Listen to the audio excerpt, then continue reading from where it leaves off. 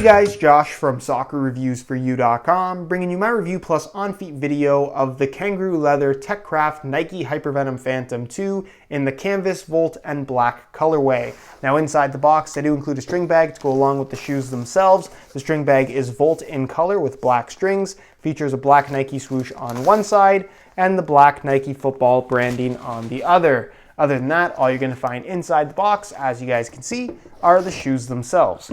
So we'll get these guys out of the box and we'll take a closer look at the latest K-leather variation of the Nike Hypervenom Phantom 2. So in today's video, we are of course going to take a closer look at the colorway itself. We're going to go over the tech specs, talk performance, take a look at the weight of the shoe, as well as go over how these things fit and feel on feet. So if you are interested in learning more about this particular colorway of the Nike Hypervenom Phantom 2, please stick around, watch the entire video. If you're interested in a pair of these for yourself, be sure to check out the review page on my website. That'll be the very first link down below in the description of this video. On that page, you'll find Buy It Now links with exclusive SR4U coupon codes where you'll be able to pick these guys up below their normal retail price. So again, if you're interested in a pair, first link down below, go ahead and check it out. And with that being said, let's get right into the review. To start things off, let's take a closer look at the colorway. Now this whole TechCraft pack has been pretty controversial in that a lot of people don't seem to like the combination of Volt Yellow and this canvas color, which is kind of like a light tan brown.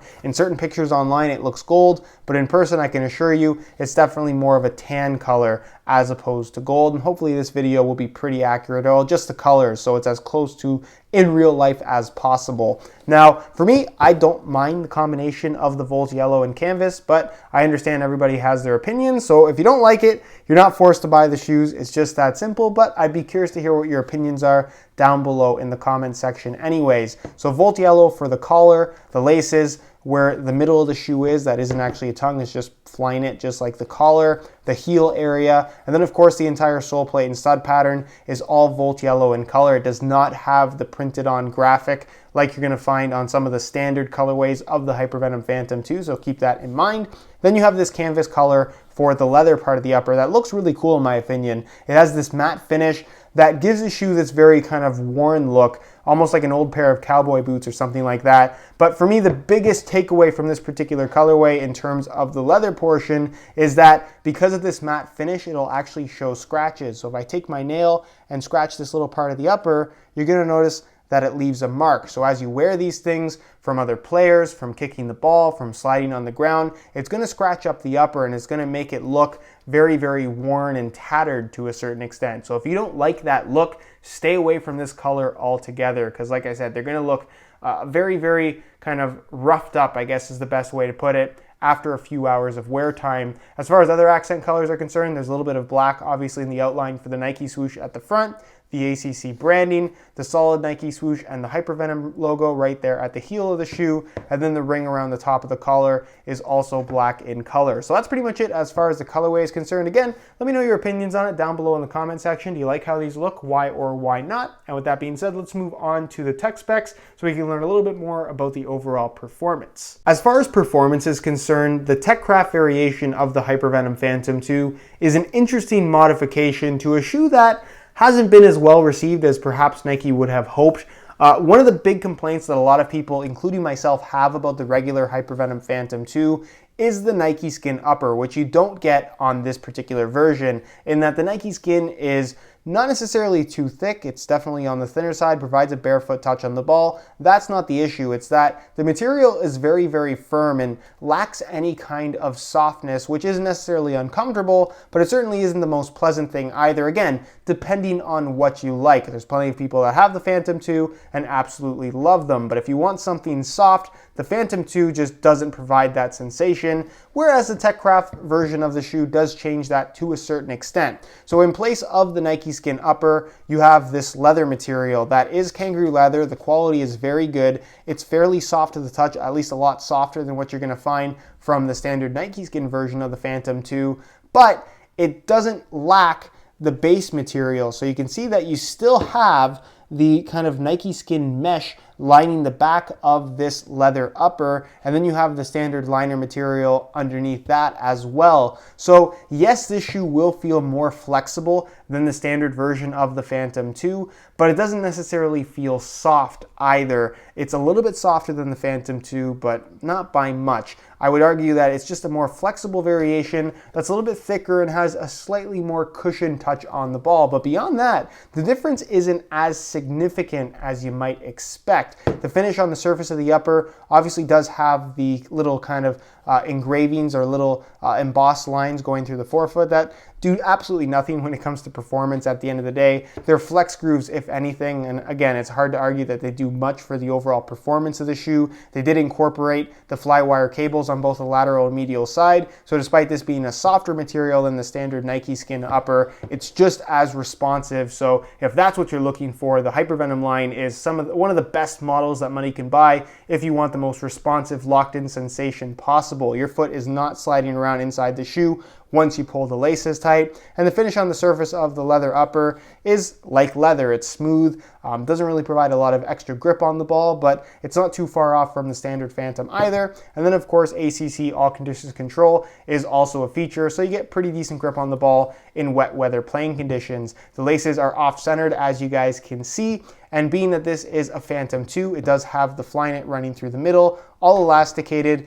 acting as the tongue, even though it's actually attached on the inside on either side. So it's not going to shift around on you or anything like that, which is kind of a nice feature. As far as the back of the shoe is concerned, being that this is the Phantom 2, it's mid-cut. So it does have the same type of heel construction that you're going to find on the Magista Obra as well as the Mercurial Superfly 4. And then of course the dynamic fit collar, that's an elasticated variety of Flyknit. No structure to it, so unlike popular belief, a lot of people are under the impression that this is kind of an ankle support, it has some kind of performance benefit, and the simple explanation of that is that there is no performance benefit to this whatsoever. It's there to provide a certain feel where it feels like the shoe is flowing from your ankle onto your foot as opposed to something that's just strapped to your foot. Beyond that, it really doesn't change the performance of the shoe at all. So again, no benefits whatsoever to a mid-cut shoe versus a low-cut shoe.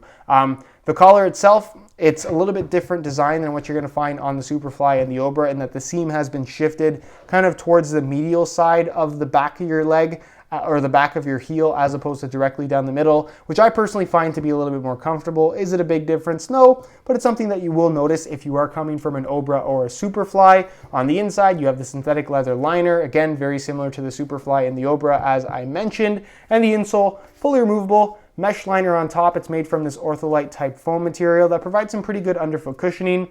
No complaints there.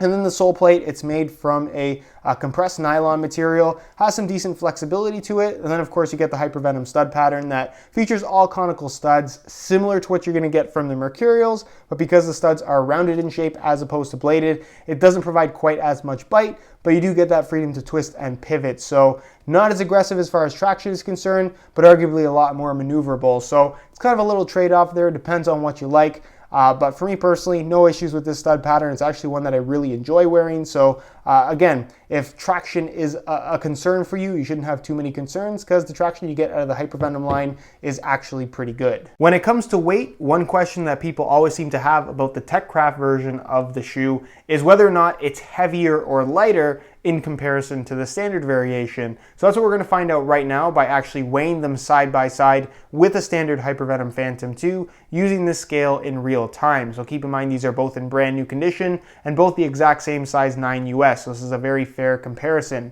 We'll start off with the standard Phantom 2, throw it on the scale, and you can see that they weigh in at 7.5 ounces, the equivalent of 213 grams. So remember those numbers, change the scale back to ounces, pull on these guys, and you can see that they weigh in at 7.9 ounces, the equivalent of 223 grams. So you're talking about a weight difference of 0.4 ounces, with the TechCraft version being ever so slightly heavier. The weight difference is very minimal. You can hardly notice a difference when the shoes are in your hand, and when the shoes are on your feet, I would argue that you can't feel a difference whatsoever. So again, if you are trying to decide between either of these two shoes, yes, the standard version of the Phantom 2 is technically a little bit lighter, but the difference is so minimal that you're not going to notice at all while you're actually wearing them. So for me, weight should not be the deciding factor if you're trying to decide between a regular Phantom 2 and the TechCraft version. All right, so here is a look at the TechCraft Hypervenom Phantom 2s on feet. On my left foot, I have the stock neon yellow laces that come with the shoes. And on my right foot, I have a pair of neon yellow and black grid SR4U replacement laces. Now, if you're interested in a pair of replacement laces for yourself, the website to go to is www.sr4ulaces.com. You can find a direct link to that website down below in the description of this video. Now, in terms of how these things fit and feel on feet, in comparison to a regular Phantom 2, the upper is ever so slightly more flexible out of the box, but is noticeably more flexible as you wear these things in. Obviously, the upper is made from natural leather, so the more you wear them, the softer they're going to get. Again, it still does have that backing material that is the base for the standard Nike Skin upper, so it doesn't feel terribly soft against your foot. It still has that firmness to it, but it isn't quite as firm as what you're going to find with a regular pair of Phantom 2. So that is kind of the minor difference in terms of how these things fit and feel on feet. Despite them being leather, they're not really going to stretch all that much. Again, that's due to the reinforcement of that backing material, as well as the flywire cables that run through the midfoot and forefoot area on both the lateral and medial side. So the way these things fit from right out of the box is the way they're going to fit for their entire lifespan. The width of the shoe is fairly generous though. They're not particularly wide, they're not narrow either. They're going to be suitable for most foot types, but if you do have excessively wide feet and normally require your shoes to stretch a lot in order to fit you comfortably, probably not the best option for you. In regards to sizing, I'm wearing my usual size 9 US here, and the fit and the length is absolutely perfect. So if you are looking to order a pair of these for yourself, I would strongly recommend going true to size in order to achieve the best possible fit. All right, guys, that is it for my review of the TechCraft Nike Hypervenom Phantom 2. Again, if you guys are interested in a pair of these for yourself, be sure to check out the review page on my website. That'll be the very first link down below in the description of this video. On that page, you'll find the high quality images of this exact pair that I took myself. That'll give you a better idea as to how they actually do look in person, as well as buy it now links with exclusive SR4U coupon codes, where you'll be able to pick these guys up below their normal retail price. So again, if you're interested in the pair, first link down below, go ahead and check it out. If you have any questions at all regarding these shoes, leave them down below in the comments and I definitely will get an answer out to you. If you enjoyed today's video, found it helpful and informative, be sure to support it with a like. Subscribe if you haven't already for daily videos on all the latest and greatest soccer gear. All my social media information is linked down below in the description as well. And other than that, guys, hope you enjoyed today's video. And as always, thanks for watching.